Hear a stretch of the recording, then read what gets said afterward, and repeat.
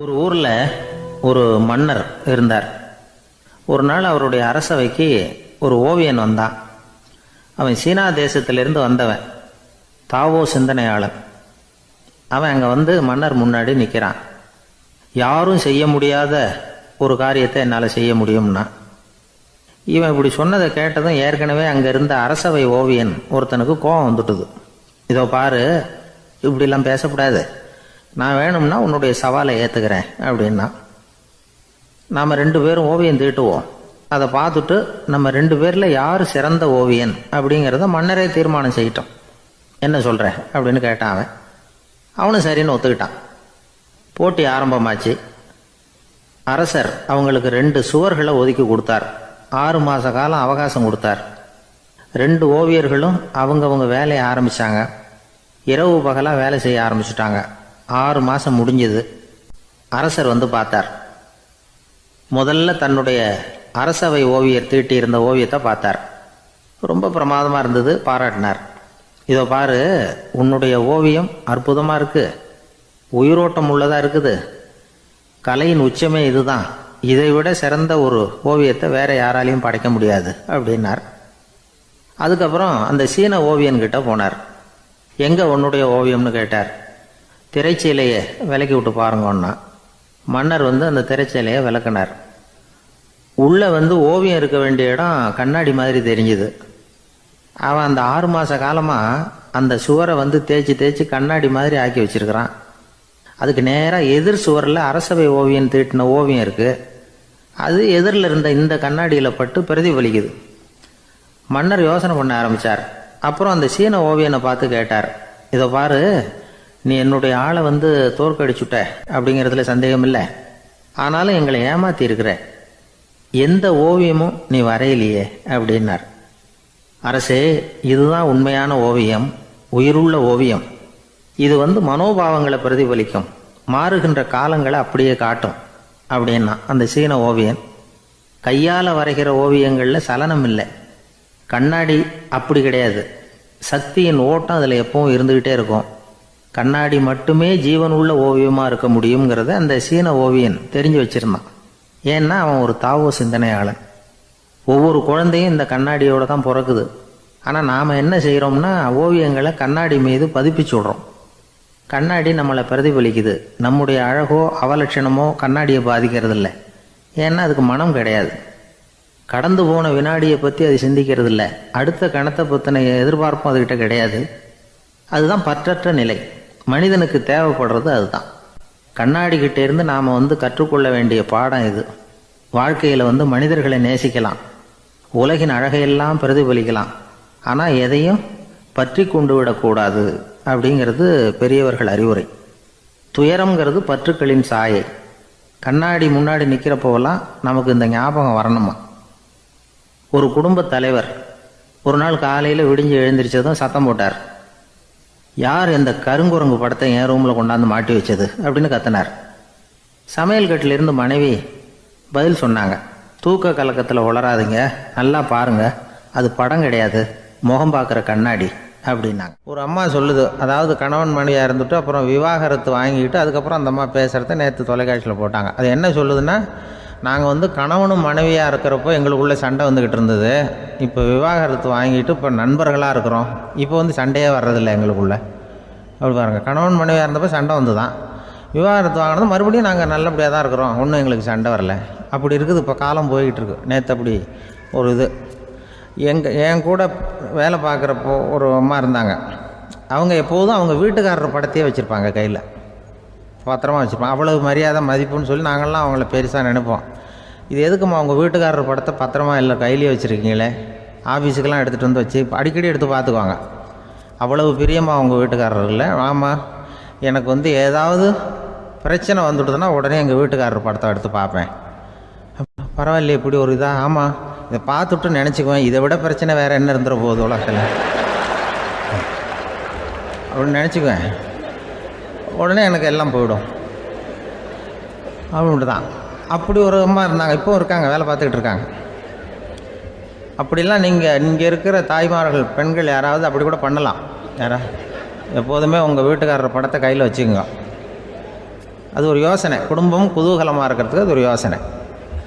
அதே மாதிரி இவங்களும் அவங்க படத்தை வச்சுக்கலாம், வச்சுக்கிட்டு பிரச்சனை வரும்பொழுது பார்த்துக்கணும், இதை விட நமக்கு என்ன வந்துட போகுது பெருசா அப்படின்னு. அப்படி தான் இருக்கணும். குடும்பம் வந்து நல்லபடியாக இருக்கணும்னா அதுக்கு இப்போ சொல்லுவாங்க, கடவுளே வந்து ஒரு வீட்டு கணவன், வீட்டு தலைவர் கனவுல வந்தாராம். கடவுள் வந்து இது மாதிரி உன்னை விட்டுட்டு உங்கள் குடும்பத்தை உன்னையெல்லாம் விட்டுட்டு போக போகிறேன்னா, அதனால் ஏதாவது வரம் வேணும்னா கேட்டு போய் வாங்கிக்கோ அப்படின்னு கடவுள் சொன்னாராம் அந்த குடும்ப தலைவர்கிட்ட. அவருக்கு என்ன கேட்குறதுன்னு புரியல. கடவுள் வந்து விட்டுட்டு போகிறேங்கிறார், ஏதாவது வரம் கேட்டுக்கோ அப்படின்னு. நம்ம என்ன பண்ணுறது, என்ன கேட்குறதுன்னு ஒன்றும் புரியல, குழம்பிக்கிட்டு இருந்தான் அந்த ஆள் கனவில். இப்போ கடவுள் சொன்னாராம், சரி நீ ரொம்ப குழப்பமாக இருக்க, நாளைக்கு மறுபடியும் உன் கனவில் வரேன், அதுக்குள்ளே நீ முடிவு பண்ணி வை, உனக்கு என்ன வரம் வேணுமோ கேட்டு வாங்கிக்கோ, உனக்கு வரம் கொடுத்துட்டு நான் போயிடுறேன், உன்னை விட்டுட்டு போகிறதா நான் முடிவு பண்ணிட்டேன் அப்படின்ட்டுருக்கார் கடவுள். சரி ஒரு நாள் அவகாசம் கொடுங்க, நாளைக்கு நான் அதுக்குள்ளே முடிவு பண்ணி வைக்கிறேன்ட்டு அவர் வந்தார். மறுநாள் முழிச்சுக்கிட்டார். முழிச்சுக்கிட்டு மனைவி மகன் மக்கள் எல்லோரையும் கூப்பிட்டார், குடும்பத்தில் எல்லாரையும். இப்படி வாங்க, இது மாதிரி நேற்று கனவுல வந்தார் கடவுள், நம்மளை விட்டுட்டு போக போகிறாராம், என்ன வரம் வேணும்னு கேட்டு வாங்கிங்கோ அப்படின்னு போய் சொல்லிட்டார். என்ன கேட்குறதுன்னா அப்படின்னு அந்த கணவன் கேட்குறான். இந்த மனைவி சொல்கிறாங்க, என் உடம்பு பூரா நகையாக இருக்கணும் அப்படின்னு கேளு அப்படின்ட்டுருக்கு. அதுக்குள்ளே அந்த ஒரு பொண்ணு ஓடி வந்து, அப்படிலாம் கேட்காதப்பா கடவுள்கிட்ட, இப்போ இருக்கிற சொத்து எவ்வளோ இருக்கோ அதுபோல் இன்னொரு பங்கு வேணும்னு கேளு அப்படின்னு. அந்த பையன் வந்து அவன் வேறு சொன்னான், அவன் அது நமக்கு வந்து இது போல் ஒரு 10 பங்காவது வேணும், 2 பங்களா கார் வேணும் அப்படின்னு அவன் ஒரு லிஸ்ட்டை கொடுத்தான். இவர் என்ன கேட்குறதுன்னு முடிவு பண்ணுறதுக்குள்ள அங்கே வேலை செய்கிற அம்மா, ஒரு வயசான அம்மா வந்திருக்கு, வேலை செய்கிற அம்மா. அது வந்து சொல்லித்தான் இவர்கிட்ட, தப்பாரு கடவுள்கிட்ட அப்படிலாம் கேட்காதப்பா, நாளைக்கு வரும்பொழுது என்ன வர வேணும்னா எங்கள் குடும்பத்தில் எல்லாரும் அன்பாக இருக்கணும், பாசமாக இருக்கணும்னு கேட்டு வாங்கிக்கோ வரத்தை. அன்பு பாசம் குடும்பத்தில் எப்போதும் நிலவணும்னு கேட்டு வாங்கிக்கோ, வேற எல்லாம் நம்ம பார்த்துக்கலான்னு அந்த பெரியம்மா சொல்லித்தான். மறுநாள் அதே மாதிரி படுத்து தூங்கினார். கடவுள் கனவுல வந்தார். வந்து கேட்கும்பொழுது இவர் சொன்னாராம், ஐயா எனக்கு வந்து எங்கள் குடும்பத்தில் நாங்கள் கணவன் மனைவி புள்ள குட்டி எல்லாம் பாசமாக இருக்கணும், அன்பாக இருக்கணும், இதுதான் எங்களுக்கு வர வேணும் அப்படின்னு கேட்டாராம். இவர் கேட்டதும் கடவுள் வந்து தலையை சொரிய ஆரம்பிச்சிட்டாராம். ஏன் என்ன யோசிக்கிறீங்கன்னு கேட்டிருக்காரு.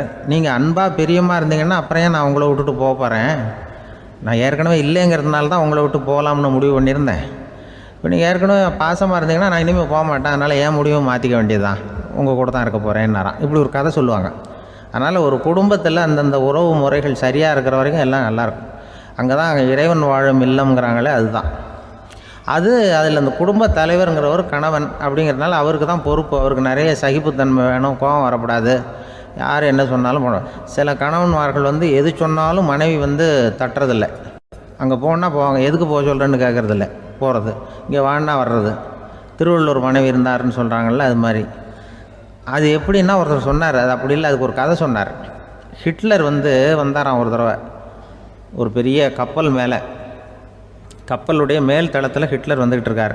ஒரு இங்கிலீஷ் கேப்டன் எதிரில் நிற்கிறான். அவனுக்கு பெரிய ஆச்சரியம், இந்த ஆள் எப்படி இப்படி ஒரு தனி மனிதனாக இருந்துக்கிட்டு உலகத்தையே இப்படி இந்த பாடுபடுத்துகிறார் அப்படின்னு சொல்லி, உன்னுடைய வெற்றிக்கு என்ன காரணம்னு கேட்டாரான் அந்த இங்கிலீஷ் கேப்டன். இப்போ ஹிட்லர் சொன்னாராம், என்னுடைய வெற்றிக்கு காரணம் என்கிட்ட வேலை செய்கிற ஊழியர்கள். நான் கிழிச்ச கோட்டை தாண்ட மாட்டாங்க, நான் என்ன சொல்கிறேனோ அதை உடனே செய்வாங்க, ஏன் எதுக்குன்னு எதிர்த்து பேச மாட்டாங்க, அதுதான் என்னுடைய வெற்றிக்கு காரணம் அப்படின்னு சொல்லி அதை நிரூபித்து காட்டுறேன் பார் அப்படின்னு சொல்லி கையை தட்டினாராம் ஹிட்லர். உடனே ஒரு சிப்பாய் அங்கேருந்து வந்து லெஃப்ட் ரைட் போட்டு வந்து சல்யூட் பண்ணி நின்னான். உடனே ஹிட்லர் சொன்னார், நீ அப்படியே இந்த கப்பல் மேல் தளத்துலேருந்து அப்படி கடலில் விழுந்து செத்து போடா அப்படின்னு பொத்துன்னு குதிச்சுட்டான். எதுக்கு சொல்கிறேன் என்ன இதில், உடனே குதிச்சு செத்து போட்டான். இவருக்கு பெரிய ஆச்சரியம் கேப்டனுக்கு. ஹிட்லர் சொன்னார், இதுதான் என்னுடைய வெற்றிக்கு காரணம், தப்பார் இன்னொருத்தனை கூப்பிட்றேன் அப்படின்னு தட்டினா, இந்த பக்கத்துலேருந்து ஒருத்தன் வந்தான், லெஃப்ட் ரைட் வந்து நின்னா, நீ இப்படி குதிச்சு செத்து போடா அப்படின்னு பொத்துன்னு குதிச்சுட்டான். எதுக்கு போக சொல்கிறீங்கன்னு ஒன்றுமே கேட்கல, குதினா உடனே குதிச்சுட்டான். அப்போ ஹிட்லர் சொன்னார், இதே மாதிரி என்னுடைய ஒவ்வொரு ஊழியர்களும் இருக்கிறாங்க, நானும் ஊழியர்களை இழக்கிறதுக்கு தயாராக இல்லை, தப்பார் தயாராக இருப்பேன் எப்போதும், தப்பார் இன்னொருத்தரம் தட்டுறேன்னு இன்னொருத்தர் வந்தார். எதிர்த்தாவிலேருந்து ஒருத்தன் லெஃப்ட் ரைட் சல்யூட் அடித்தான். நீயும் குதிச்சு செத்து போடான்ருக்கார் ஹிட்லர். இவனால் பொறுக்க முடியல, இந்த இங்கிலீஷ் கேப்டன் அனாவசியமாக ஒவ்வொருத்தனாக குதிச்சுட்றானேன்னு சொல்லி ஓடி போய் அவனை குதிச்சிட்டான். குதிக்கிறதுக்கு முன்னாடி பிடிச்சி தனியாக எடுத்துகிட்டு போட்டான். தனியாக எடுத்துகிட்டு போய் அந்த சிப்பாய்கிட்ட கேட்டாரான் அந்த இங்கிலீஷ் கேப்டன், ஏன்ப்பா அந்த ஆள் குதிக்க சொல்கிறான்னா நீ ஏன் எதுக்குன்னு கேட்குறது இல்லையா, உடனே குதித்து செத்து போகிறீங்களே, இதெல்லாம் என்ன அநியாயம் அப்படின்ட்டுருக்கான் அந்த இங்கிலீஷ் கேப்டன் கையை பிடிச்சிக்கிட்டு. உடனே அந்த சிப்பாய்க்கு கோவம் வந்துட்டு தான், உடையா கையை, இவன்ட்ட வேலை பார்க்குறத விட உழுந்து செத்து போகலான்னு நான் குதிக்கிறான். நீ என்ன அனாவசியமாக எதுக்கே இருக்க சொல்கிறேன் அப்படின்னு சொல்லி குதிச்சுட்டானா. அதனால் இந்த உடனே சொல்கிறத செய்கிறாங்க பாருங்கள், அவங்கள நம்பக்கூடாது. கணவன்மார்களுக்கு ஒரு எச்சரிக்கை. சொல்கிறத உடனே செஞ்சுருவாங்க மனைவி. நீ அங்கே போனால் போங்க, வரணும் அது ஹிட்லர் மாதிரி நினைக்கிறாங்கன்னு அர்த்தம். இதுகிட்ட பேசிக்கிட்டு இருக்கிறத விட சொல்கிறத செஞ்சுட்டு போடுவோமே. அப்படி சமாளிக்கிற கணவன்மார்கள் உண்டு. குடும்பத்தில் அப்படிலாம் இருந்து சமாளிக்கிறாங்க. ஊரில் ஒரு மன்னர் இருந்தார். அவர் பக்கத்து தேசத்து மேலே படையெடுக்கணும்னு நினச்சிக்கிட்டு இருந்தார். அதையும் தன்னுடைய நாட்டோட சேர்த்துக்கணுங்கிற ஆசை. எப்போ படையெடுக்கலாம்னு யோசிச்சுக்கிட்டு இருந்தார்.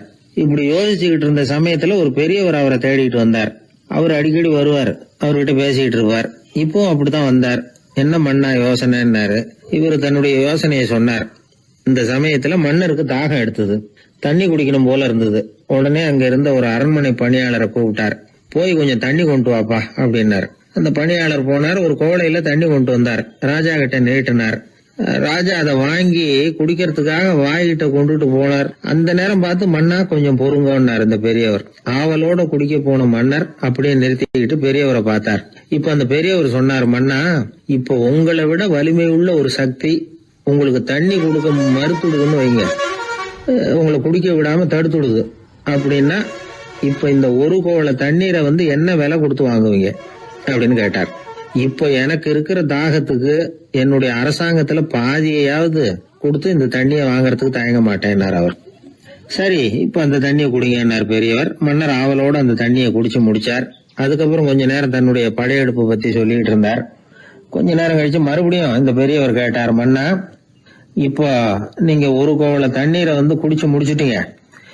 இப்ப அந்த தண்ணீர் உங்க உடம்ப விட்டு வெளியில வரக்கூடிய பாதை அடப்பட்டு போச்சு அப்படின்னு வச்சுங்க, அதை வெளியேற்றுவதற்காக நீங்க எவ்வளவு செலவழிப்பீங்க அப்படின்னு கேட்டார். மன்னர் யோசனை பண்ணார். அப்படி ஒரு நிலைமை ஏற்பட்டு போச்சுன்னா என்னுடைய அரசாங்கம் பூராவையும் அதுக்கு ஈடா தர்றதுக்கு கூட தயங்க மாட்டேன்னார். இப்ப அந்த பெரியவர் சொன்னார், எந்த அரசாங்கத்தின் மதிப்பு ஒரு கோவள தண்ணீர் அளவுக்கு கூட இல்லையோ அந்த அரசாங்கத்தை அடையணுங்கிற பேராசையில மனிதர்கள் தங்களுடைய சகோதரர்கள் கூடவே சண்டை போட்டுக்கிறாங்களே, அதுல ஏதாவது அர்த்தம் இருக்குதா அப்படின்னாராம். மன்னருக்கு இப்பதான் அர்த்தம் புரிஞ்சுதான். மனசுல தெளிவு உண்டாச்சு. தன் மனசுக்குள்ள உண்டான வெறிய விரட்டி அடிச்சு விட்டார். அதுக்கப்புறம் நிம்மதியா ஆட்சி புரிஞ்சார். இப்படி ஒரு கதை. உயிருக்கு என்ன விலை கொஞ்சம் யோசனை பண்ணி பாருங்க. ஆனா அது இப்ப எவ்வளவு மலிவா போயிட்டுது, அதையும் யோசனை பண்ணி பாருங்களேன். ஆசை பேராசையா மாறுது, அப்புறம் அது வெறியா ஆகுது, அதுக்கப்புறம் பைத்தியம் பிடிக்குது. இந்த காலத்து மனிதர்களுக்கு 2 விதமான பைத்தியம் பிடிச்சிருக்கிறதாக ஒரு பெரியவர் சொல்றார். ஒன்னு பணம், இன்னொன்னு அதிகாரம். இதெல்லாம் எவ்வளவு காலத்துக்கு நீடிக்கும்? ஒரு சர்வாதிகார நாட்டுல 3 பேர் ஜெயில இருட்டு அறையில பேசிக்கிட்டு இருக்கிறாங்க. நீ எப்படி இந்த ஜெயிலுக்கு வந்த அப்படின்னு ஒருத்தர் கேட்டாராம். இந்த நாட்டு ராஜாவை ஆதரிச்சு நான் பிரச்சாரம் பண்ணினேன், அதனால கூட்டத்துல தகராறு வந்துட்டுது, கலவரமா போச்சு, அதுக்கு நான் தான் காரணம்னு அரெஸ்ட் பண்ணி இங்க கொண்டாந்து போட்டாங்க அப்படின்னாராம் அவரு. சரி, நீ எப்படி இங்க வந்த அப்படின்னு இன்னொருத்தரை பார்த்து கேட்டிருக்காரு. நான் இந்த நாட்டு ராஜாவை எதிர்த்து பிரச்சாரம் பண்ணேன், அதனால கலவரம், அரெஸ்ட் பண்ணி கொண்டாந்து போட்டாங்கன்னார். சரிப்பா, நீ எப்படி எங்க வந்த அப்படின்னு 3வது ஆளை பார்த்து இவங்க கேட்டாங்களாம். இதுக்கு அந்த ஆள் மெதுவா வெளிச்சத்துக்கு நான் தான் இந்த நாட்டு ராஜா அப்படின்னா. எனக்கு தெரிஞ்ச ஒருத்தர் இருக்கார்.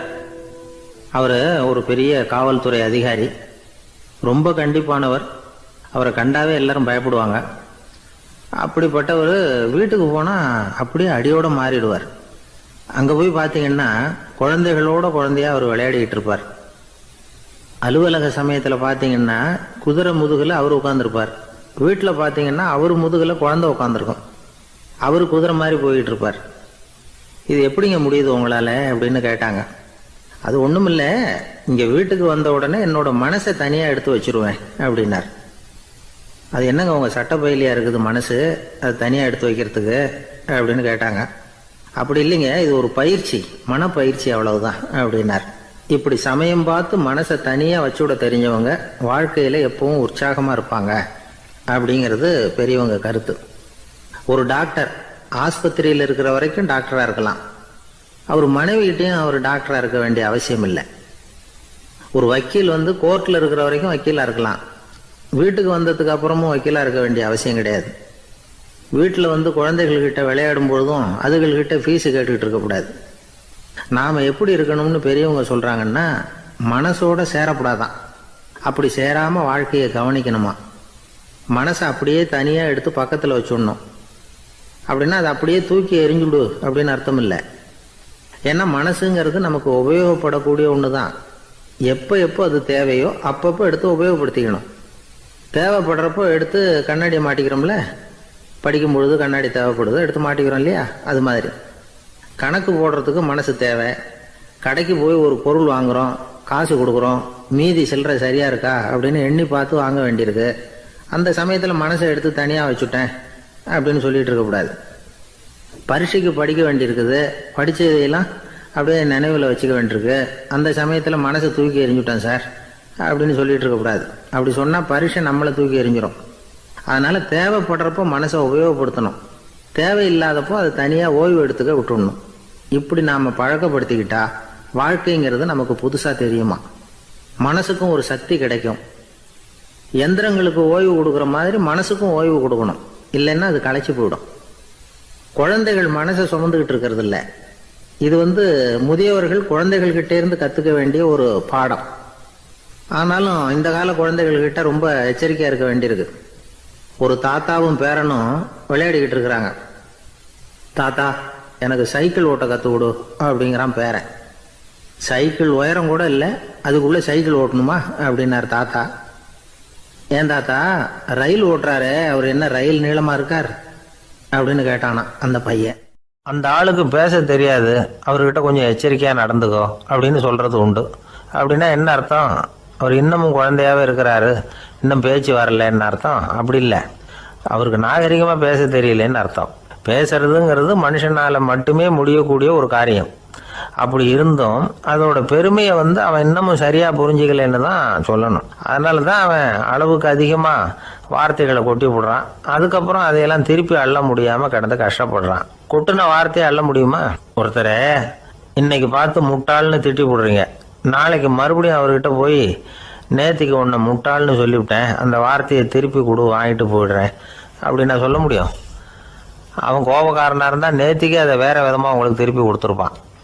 உலகத்தில் எவ்வளவோ ஜீவராசிகள் இருக்குது, அதுக்கெல்லாம் வாய் இருக்குது. அந்த வாயெல்லாம் எதுக்கு உபயோகம்? சாப்பிட்றதுக்காக.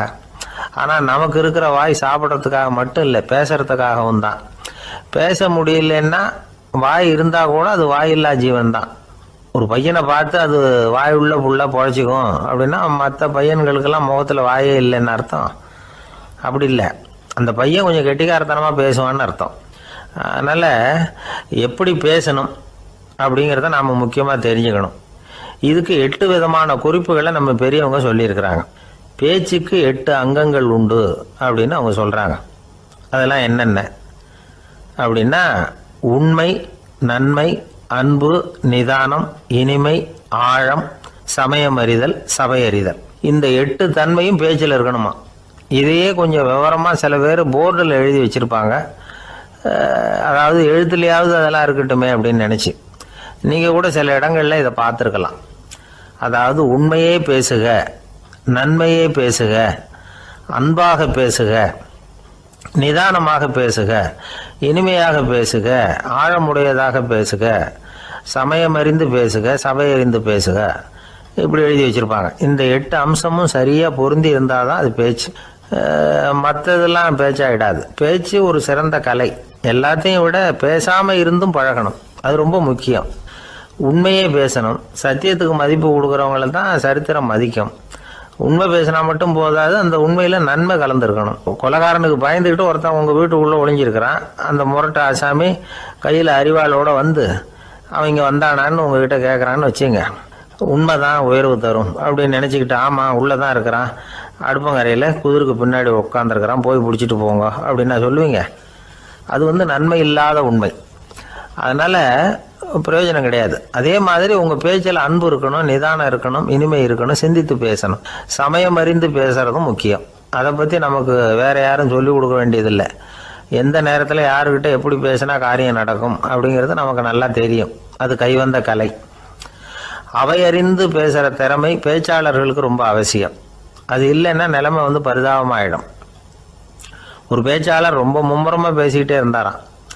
ரொம்ப நேரம் நிறுத்தவே இல்லை, பேசிக்கிட்டே இருக்கிறார். சபையில் இருந்தவங்கெல்லாம் ஒவ்வொருத்தராக எழுந்திரிச்சு போய்கிட்டே இருக்கிறாங்க. கடைசியில் 2 பேர் தான் அக்கறையாக பேசுகிறவரை கவனிச்சிட்டு உட்காந்துருந்தாங்களாம். மேடையில் பேசிக்கிட்டு இருந்தவர் அவங்கள பார்த்து சொன்னாராம், எனக்கு கூட்டம் முக்கியம் இல்லை, எவ்வளவு பேர் என் பேச்சை கேட்குறாங்க அப்படிங்கிறது முக்கியம் இல்லை. நீங்கள் 2 பேராவது ஊக்கமாக என்னை கவனிச்சுக்கிட்டு உட்காந்துருக்குறீங்க, அது போதும்.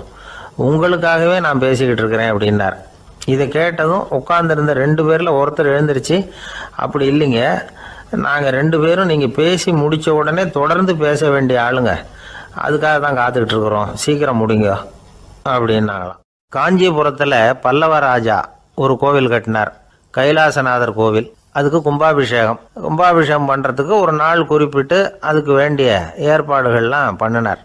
முதல் காரியமாக கடவுளை வேண்டிக்கிட்டார், நீங்கள் இந்த கும்பாபிஷேகத்துக்கு நேரில் வந்து கலந்துக்கணும்னார். கடவுள் அந்த ராஜா கனவுல வந்தார், நீ கும்பாபிஷேகம் வச்சிருக்கிற அதே நாளில் அதே நேரத்தில் எனக்கு இன்னொரு ஊரில் ஒரு கும்பாபிஷேகம் இருக்குது, அதுக்கு போக வேண்டியிருக்கு. அதாவது திருநின்ற ஊரில் என்னுடைய பக்தர் ஒருத்தர், அவரும் ஒரு கோயில் கட்டி கும்பாபிஷேகம் செய்கிறார், நான் அதுக்கு போக வேண்டியிருக்கு, அதனால் உன்னுடைய தேதியை நீ மாற்றி வச்சுக்கோ அப்படின்னார். கடவுள் தான் எங்கேயும் இருக்கிறவராச்சே, அவர் நினச்சா 2 இடத்துலையும் இருந்து கோயில் கும்பாபிஷேகத்தை நடத்த முடியாதா? ஏன் அப்படி செய்யலை? அது ஒரு முக்கியமான காரணத்துக்காக தான்.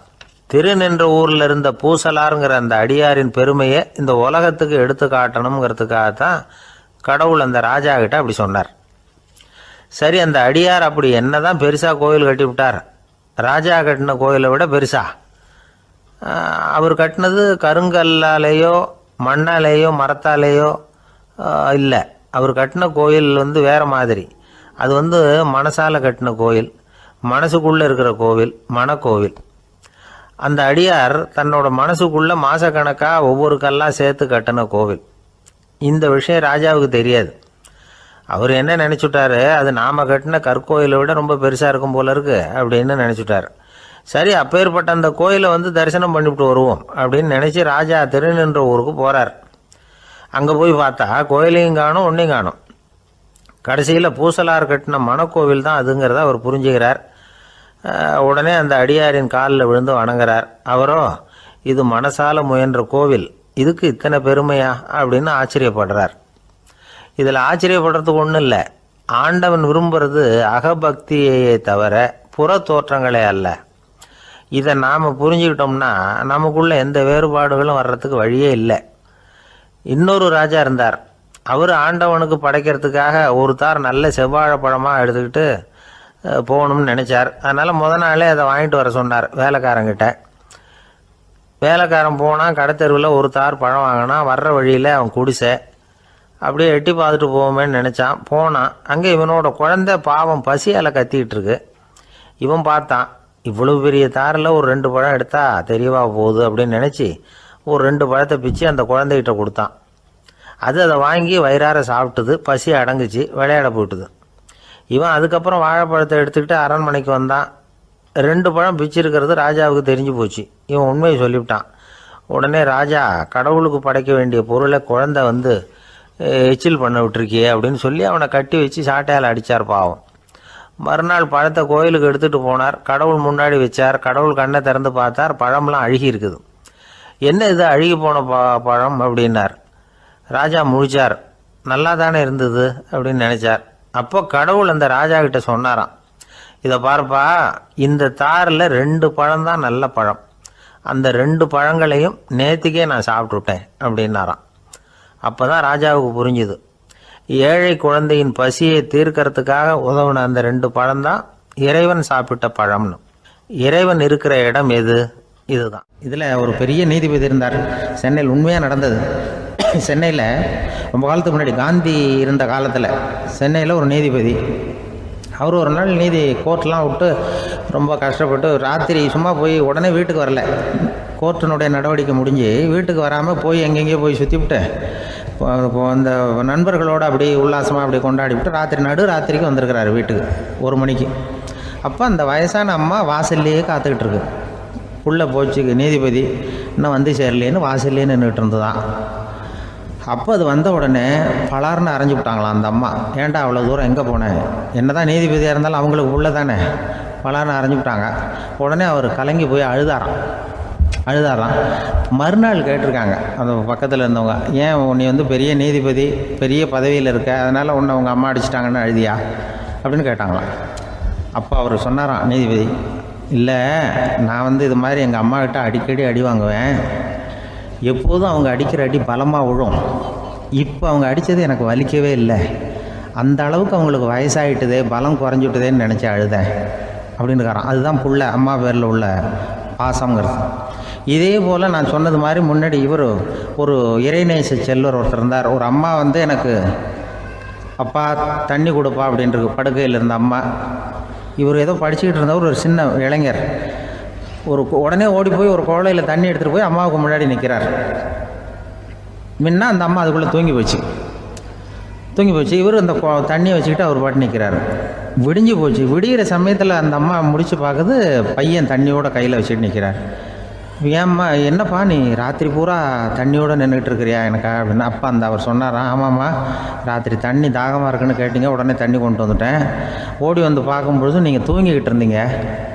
தூங்கிட்டு இருக்கும்பொழுது உங்களை எழுப்ப வேண்டாம், தூக்கத்தை கெடுக்க வேண்டாம்னு நான் நினச்சேன். அதனால் எழுப்பலை. தூக்கம் முழிக்கிற சமயத்தில் உடனே தாகமாக இருக்கும், தண்ணி குடிக்கணும்னு ஆசைப்படுவீங்க, அதனால் தண்ணியை பக்கத்துலேயே வச்சுட்டு நிற்கிறேன் அப்படின்னு அந்த இளைஞர் சொன்னாராம். அப்படியே கட்டி பிடிச்சிட்டு நீ பிற்காலத்தில் பெரிய அறிஞராக வருவேன்னு சொல்லி அந்த அம்மா வரணும்னு சொல்லி இறைவனை வேண்டாங்களாம். அவர் தான் இஸ்லாமிய மார்க்கத்தில், தீன் மார்க்கத்தில் பெரிய ஆளானது. அதாவது ஷர்புதீன் யாஹ்யான்னு ஒருத்தர், அவர் பெரிய இஸ்லாமிய பேரறிஞராக வந்தார். இப்படி அம்மா பேரில் பாசமாக உள்ளவங்கள்லாம் இருந்தாங்க நிறையா. அப்படி அந்த குடும்பத்தில் வந்து அந்த பாசம் நேசம் எவ்வளவு இருக்கோ அவ்வளவுக்கு அவர்கள் உயர்வார்கள்ங்கிறது தான் நம்முடைய பெரிய இதெல்லாம் பெரியவங்கள்லாம் சொல்லியிருக்கிறது அதுதான். அதனால தான் அந்த கணவனுடைய பங்கு என்ன, மனைவியினுடைய பங்கு என்ன, பிள்ளைகளுடைய பங்கு என்னங்கிறத பற்றி ரொம்ப விவரமாக சொல்கிறதுக்காக தான் அதை பற்றி நாம் சிந்திக்க வேண்டிய நேரம் இதுங்கிறதுனால தான்.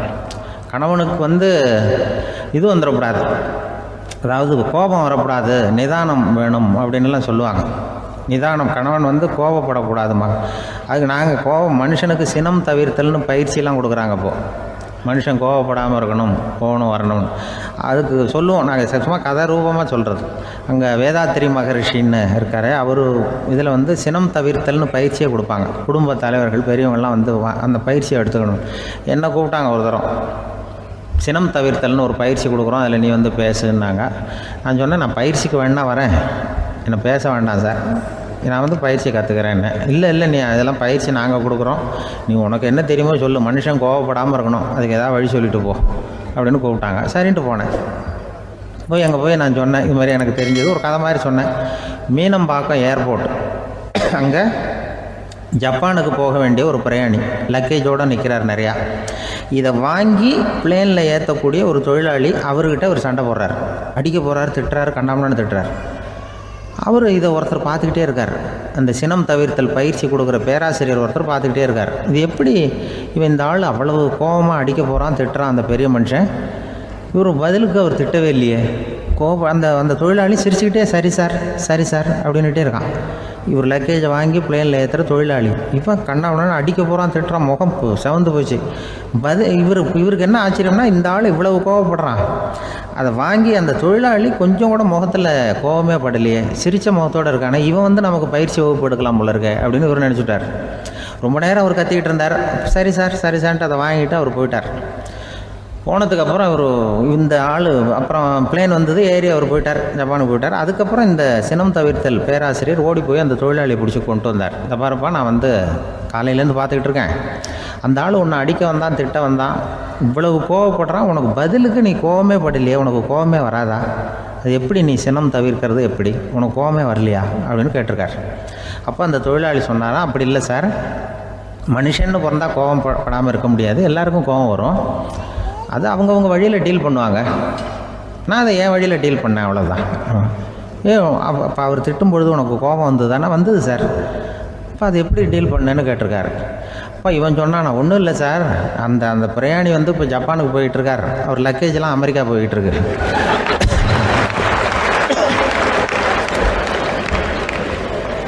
இதுக்கு நாம் எதுக்கு சார் அனாவசியமாக அவன்கிட்ட போய் சண்டை போட்டுக்கிட்டேன்,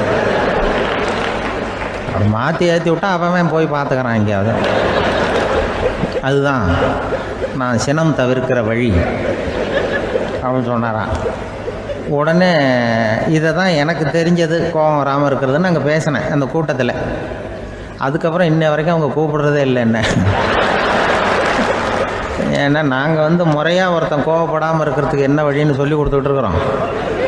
நீ எப்படி பண்றியப்பா அப்படின்னு சொல்லி. ஒரு ஊர்ல 2 சகோதரர்கள், அதாவது அண்ணனும் தம்பியும். அந்த 2 பேர்ல அண்ணனுக்கு கல்யாணம் ஆயிட்டுது, தம்பிக்கு கல்யாணம் ஆகல. வேணாம்னு இருந்துட்டான். அவங்க 2 பேருக்குமே சொந்தமா கொஞ்சம் நிலம் இருந்தது. அது எப்படிப்பட்ட நிலம்னா நல்ல விளையக்கூடிய நிலம். அப்பா விட்டுட்டு போன சொத்து. தனித்தனியா விவசாயம் பண்ணிட்டு இருக்கிறாங்க. அண்ணங்காரன் கல்யாணம் ஆனவன். அவன் என்ன நினைப்பான்னா, நமக்கு மனைவி மக்கள் இருக்கிறாங்க, அதனால கடைசி காலத்துல நம்மளை காப்பாத்துறதுக்கு பிள்ளைங்க இருக்கிறாங்க, அதாவது முதுமையில நமக்கு பாதுகாப்பு உண்டு. ஆனா என் தம்பிக்கு தான் யாருமே இல்ல. அவன் கல்யாணமே பண்ணிக்கல, தனி ஆள். அவனுக்கு வயசானா அவனை கவனிக்கிறதுக்கு யாருமே இல்லையே. அதனால அவன் தான் அதிகமா பணம் சேர்க்கணும், அதுக்கு நாம தான் எப்படியாவது உதவி பண்ணணும் அப்படின்னு அண்ணங்காரன் நினைப்பான். அதுக்காக என்ன செய்யலாம்னு யோசனை பண்ணுவான். ஒரு நாள் ராத்திரி ஒரு சாக்கு நிறைய நெல்லை போட்டு எடுத்து கட்டிட்டான். கட்டி தூக்கிட்டு போறான். தம்பி வீட்டுக்கு பின்பக்கம் இருந்த களஞ்சியத்துல நெல்லை கொட்டிவிட்டு பேசாம திரும்பி வந்துட்டான். அவனுக்கு தெரியாம இதை செஞ்சுட்டான். ஏன்னா தம்பி கிட்ட நேரடியா கொடுத்தா வாங்கிக்க மாட்டான். அதனால இப்படி ரகசியமா போய் அவனுக்கு தெரியாமலே அவன் வீட்டு களஞ்சியத்துல தானியத்தை கொட்டி விட்டு திரும்பி வந்துட்டான். இதே மாதிரி அடிக்கடி பண்ணிட்டு இருக்கிறான் அவனுக்கு தெரியாம. ஆனா இதே நேரத்துல தம்பிக்காரன் என்ன யோசனை பண்ணான் தெரியுமா? நாம தனி ஆளு, ஆனா அண்ணன் குடும்பம் பெருசு, அதனால எனக்கு அதிகமா எதுவும் தேவையில்லை, அண்ணனுக்கு தான் தேவை அதிகம், குடும்பத்துல உள்ளவங்களை எல்லாம் காப்பாத்தணும், அவருக்கு தான் நாம ஏதாவது உதவி பண்ணணும்னு நினைச்சான். இவனும் அதே மாதிரி யோசனை பண்ணான். நேர்ல கொடுத்தா அவர் எதுவும் வாங்கிக்க மாட்டார், அதனால எப்படியாவது வேற வழியில தான் நாம அவருக்கு உதவி செய்யணும்னு யோசனை பண்ணான். அதனால இவனும் ராத்திரியோட ராத்திரியா ஒரு சாக்கு நிறைய தானியத்தை கொட்டி கட்டி எடுத்துக்கிட்டான். அண்ணனோட களஞ்சியத்துல கொட்டி விட்டு கம்முன்னு திரும்பி வந்துட்டான். இதே மாதிரி இவனும் அடிக்கடி செஞ்சுக்கிட்டு இருந்தான். அதாவது அண்ணன் நல்லா இருக்கணுமேன்னு நினைச்சு தம்பிக்காரன் கொண்டாந்து தானியத்தை கொட்டுறான், தம்பி நல்லா இருக்கணுமேன்னு நினைச்சு அண்ணங்காரன் கொண்டாந்து தானியத்தை கொட்டுறான். இது ஒருத்தருக்கு ஒருத்தர் தெரியாம தொடர்ந்து நடந்துகிட்டு இருக்குது. ஒரு நாள் என்னாச்சு தெரியுமா? நடு ராத்திரி அண்ணங்காரன் எழுந்திரிச்சான். வழக்கம் போல நெல்லு மூட்டையை தூக்கிட்டு தம்பி வீட்டுக்கு போறான். அதே நேரம் தம்பியும் எழுந்திரிச்சான். நெல்லு மூட்டையை தூக்கிட்டு அண்ணன் வீட்டுக்கு போறான். 2 தெருவும் சந்திக்கிற ஒரு இடத்துல 2 பேரும் மோதிக்கிட்டாங்க. அதுக்கப்புறம் தான் நிமிந்து பாக்குறாங்க யாருன்னு. அடடே தம்பி நீயா அண்ணா அவன், ஆமா அண்ணே நீங்களா அண்ணா இவன். ரொம்ப காலமா ரகசியமா நடந்துகிட்டு இருந்தது என்னங்கிற விஷயம் அப்பதான் அந்த இடத்துல 2 பேருக்குமே புரிஞ்சுது. இது நடந்து ரொம்ப காலம் கழிச்சு அந்த ஊர்ல கோயில் கட்டுறதுக்கு ஒரு இடம் தேடினாங்களாம். ஒரு புனிதமான இடம் தேவை, நம்ம ஊர்ல அப்படிப்பட்ட இடம் எதுன்னு எல்லாரும் யோசனை பண்ணாங்களாம். எல்லாரும் ஒரு மனதா முடிவு பண்ண இடம் எது தெரியுமா? அந்த அண்ணனும் தம்பியும் நடு ராத்திரியில சந்திச்சுக்கிட்ட அந்த இடம் தான், அதுதான் புனிதமான இடம் அப்படின்னு முடிவு பண்ணாங்க. அந்த இடத்துலதான் கோயிலையும் கட்டினாங்களாம். கடவுளை வணங்குகிறவர் வணங்காதவர் அப்படிங்கிற அடிப்படையில சமயத்தை கண்டறிவதில்லை, அன்பு செலுத்துகிறவர் செலுத்தாதவர் அப்படிங்கிற 2 வகையினரில் தான் சமயம் கண்டறியப்படுகிறது அப்படிங்கிறது பெரியவர்கள் கருத்து. இந்த காலத்துல எல்லாம் சகோதர பாசம் இப்படியா இருக்குது. ஒருத்தன் சொன்னான், எங்க வீட்டுல பங்கு பிரிச்சு போ, எனக்கு எதுவுமே வேணாம், எல்லாத்தையும் எங்க அண்ணன்கிட்டயே கொடுத்துருங்கன்னு சொல்லிவிட்டேன் அப்படின்னா ரொம்ப பெருமையா. பரவாயில்லையே, உங்க அப்பா விட்டுட்டு போனது எவ்வளவு இருக்கும்னு. அது என்ன சுமாரா ஒரு 50,000 இருக்கும்னா. என்ன சொத்தான்னு கேட்டேன். இல்லைங்க கடன் அப்படின்னா. அதனாலதான் கடன் இருக்குங்கிறதுனாலதான் அண்ணன்கிட்டயே கொடுத்துருங்க அப்படின்னு தாராளமா சொல்லிவிட்டு வந்திருக்கிறான். இப்படி இருக்குது சகோதர பாசம். ஆனா பாசம்ங்கிறது ரொம்ப உயர்வானது. அது அண்ணன் தம்பிகள் எப்படி இருக்கணும் அப்படிங்கறதுக்கு அந்த அபூர்வ சகோதரர்கள் ஒரு உதாரணம். குடும்பத்துல மற்றவர்கள்ட்ட நேசத்தோடையும் பாசத்தோடையும் பழகினாதான் வாழ்க்கை இனிமையா அமையும். சில பேர் ஆளை பார்த்தா 60 வயசு மாதிரி தோணும், உண்மையான வயசு என்னன்னு பார்த்தா 40 அல்லது 45. சில பேரை பார்க்கறதுக்கு 45 மாதிரி தெரியும், உண்மையிலேயே 65 தாண்டி இருப்பாங்க. ஒரு மனிதனுக்கு 2 வகையான வயது உண்டுங்கிறார் ஓஷோ. அதாவது உடம்புக்குன்னு ஒரு வயசு, மனசுக்குன்னு ஒரு வயசு. முதல் உலக மகாயுத்தம் நடந்தது இல்லையா, அது முடிஞ்சதுக்கு அப்புறம் முதல் தடவையா மனிதனின் மூளை வளர்ச்சியை பத்தி மனநல வைத்தியர்கள் ஒரு கணக்கெடுப்பு சோதனை நடத்தினாங்களாம். அது வரைக்கும் மனிதனுக்கு 2 வகையான வயது உண்டுன்னு யாரும் சிந்திச்சதே இல்லையா. அந்த உலக மகாயுத்தம் முடிஞ்சதுக்கு அப்புறம் மனிதனுடைய சராசரி மனதின் வயதை கணக்கிட்டு பார்க்கும் பொழுது அவங்களுக்குலாம் ரொம்ப அதிர்ச்சியா இருந்துதான். ஏன்னா அது ரொம்ப பின்தங்கிய நிலையில இருந்திருக்கு, வளர்ச்சி அடையாத நிலையில இருந்திருக்கு. அவங்க கண்டுபிடிச்ச பிரகாரம் அப்போ மனசோட சராசரி வயசு என்ன தெரியுமா? 14. அப்படின்னா பாத்துங்க, உடல் ரீதியா ஒருத்தரோட வயசு 70 கூட இருக்கலாம், ஆனா மனசோட வயசு 14 தான். இதுக்கு நேர்மாறா அமைஞ்சு போச்சுன்னு வச்சுங்க. அதாவது ஒருத்தருக்கு உண்மையிலேயே 14 வயசு, அதாவது உடலோட வயசு 14, அவரோட மனசின் வயசு 70ன்னு வச்சுக்கோங்க. இப்படி அமைஞ்சுட்டுதுன்னா அவர் சீக்கிரம் ஞானத்தன்மை அடைஞ்சிருவார் அப்படின்னு அர்த்தம். இப்போ நமக்கெல்லாம் உடம்போட வயசு மனசோட வயசு ரெண்டும் ஒன்றா இருந்துட்டா அதுவே போதும், அதுவே பெரிய விஷயம். இப்போ எமர்சன் கிட்ட போய் ஒருத்தர் கேட்டாராம், உங்கள் வயசு என்ன அப்படின்னு. அவர் உடனே பதில் சொல்லியிருக்கார், 360 வருஷம் அப்படின்னாராம். கேட்டவர் குழம்பி போயிட்டார். அவர் என்ன சொல்கிறாரு, 360 வயசா? என்ன நம்ம காதில் தான் சரியாக விழலையா? எமர்சன் எப்பவும் உண்மையே பேசுகிற ஒரு சிறந்த அறிவாளி, அவர் இப்படிலாம் பொய் சொல்ல மாட்டாரே அப்படின்னு ஒரு யோசனை பண்ணிக்கிட்டே அவர் மறுபடியும் அவர் கிட்ட போனாராம். ஐயா, நீங்கள் சொன்னது சரியாக என் காதில் விழலை, அதனால் மறுபடியும் கேட்குறேன், உங்கள் வயசு என்ன அப்படின்னாராம். எமர்சன் மறுபடியும் சொல்லியிருக்கிறார், 360 வருஷம்னு. வந்தவருக்கு உண்மையிலேயே அதிர்ச்சியாக போட்டுது. அதுக்கப்புறம் மெதுவாக ஆரம்பித்தாராம், ஐயா நீங்கள் சொல்கிறத என்னால் ஏற்றுக்க முடியாது. எப்படி பார்த்தாலும் இப்போ உங்களுக்கு வயசு ஒரு 60க்கு மேலே இருக்காதுன்னு நினைக்கிறேன் அப்படின்னாராம். நீங்கள் சொல்கிறது சரிதான், அது என் உடம்போட வயசுன்னாராம் எமர்சன். அப்படின்னா ஏற்கனவே நீங்கள் சொன்னது அப்படின்னு கேட்டிருக்காரு, அது என் மனசோட வயசு அப்படின்னாராம். நம்மளை பொறுத்த வரைக்கும் அறிவு தூசு படிஞ்சிருக்கு, அது மாதிரியே அன்பும் மாசுபட்டிருக்கு. இது ரெண்டையும் சுத்தம் பண்ண வேண்டியிருக்குது. அப்போ தான் நாம் சரியான வயசில் வாழ முடியும். ஒரு ஆசாமி இருக்கிறார், அவருக்கு உடம்போட வயசு அதிகம், மனசோட வயசு ரொம்ப குறைச்சல், குழந்தை மாதிரி. அவர் ஒரு ஆஸ்பத்திரியில் படுத்திருக்கிறார். நர்சம்மா எல்லாருக்கும் மருந்து கொடுத்துட்டு போகிறாங்க. கொஞ்ச நேரம் கழித்து திரும்பி வந்தாங்க. அப்போ இவர் அந்த அம்மாவை கூப்பிட்டு சொல்கிறார், இதை பாருங்கள் சிஸ்டர், நீங்கள் எல்லாருக்கும் சின்ன சின்ன மாத்திரையாக கொடுத்துட்டு எனக்கு மட்டும் நீளமான மாத்திரையாக கொடுத்துட்டீங்க.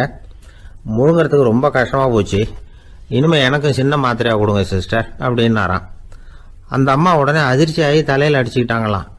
நான் கஷ்டப்பட்டு மாத்திரையை முழுங்கினத்துக்கு நீங்கள் ஏமா தலையில் தட்டிக்கிறீங்க அப்படின்னு கேட்டிருக்காரு இவர்.